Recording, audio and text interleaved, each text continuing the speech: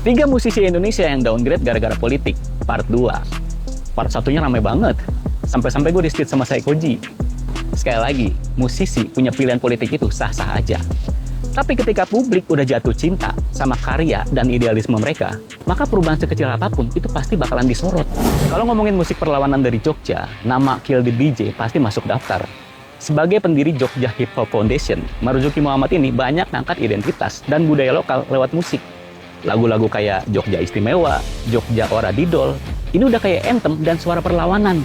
Makanya banyak pendengar ngerasa kecewa ketika Kill the DJ secara terbuka mendukung Jokowi di Pilpres 2014. Bahkan ikut ngerilis lagu kampanye Goyang Jempol, Jokowi Gaspol.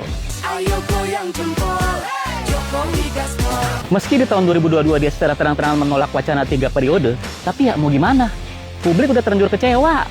Yang kedua, Iwan Fals. Kalau yang ini lebih rumit nih. Sejak era Orde Baru, Iwan Fals itu udah identik sama suara rakyat kecil dan kritik sosial. Lagu-lagunya udah jadi soundtrack perlawanan banyak generasi. Bahkan di era SBY, dia masih merilis lagu Manusia Setengah Dewa. Lagu yang isinya kritik terhadap pemimpin yang dirasanya jauh dari rakyat. Wahai Presiden, kami yang baru, kamu harus dengar suara ini.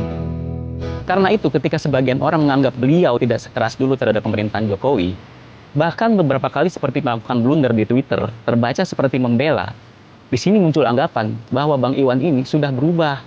Soalnya nih ya, gue rasa image Iwan Fals yang masih hidup di kepala banyak orang, itu image Iwan Fals yang berteriak, oh iya, bongkar, lantang, berani, dan nggak diem aja sama penguasa yang ngawur. Yang ketiga nih, Delvi Suharyanto dari band Dongker. Kalau ini mungkin yang paling ironis, band Dongker adalah band punk yang banyak bicara soal anti kemapanan dan keresahan anak muda.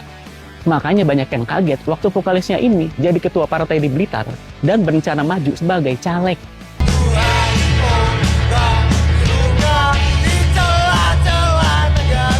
Buat sebagian orang, ini tuh kayak plot twist. Dari ngeritik sistem, masuk ke dalam sistem. Mau ngubah dari dalam, Bang. Kayak omongan siapa ya? 2 tahun lalu. Masalahnya, punk itu kan harusnya punya tendensi curiga sama kekuasaan. Makanya ketika ada musisi punk yang malah masuk parpol, kita tuh ngeliatnya kayak ada yang salah. Ya, meskipun akhirnya nggak jadi maju, tapi kan kita jadi mikir, ini nggak jadi karena akhirnya sadar, atau karena hitung-hitungan politiknya nggak masuk, Bang? Gimana? Masih ada nggak musisi Indonesia yang downgrade gara-gara politik menurut kalian? Tulis di kolom komentar ya. Siapa tahu nanti gue bahas di part 3.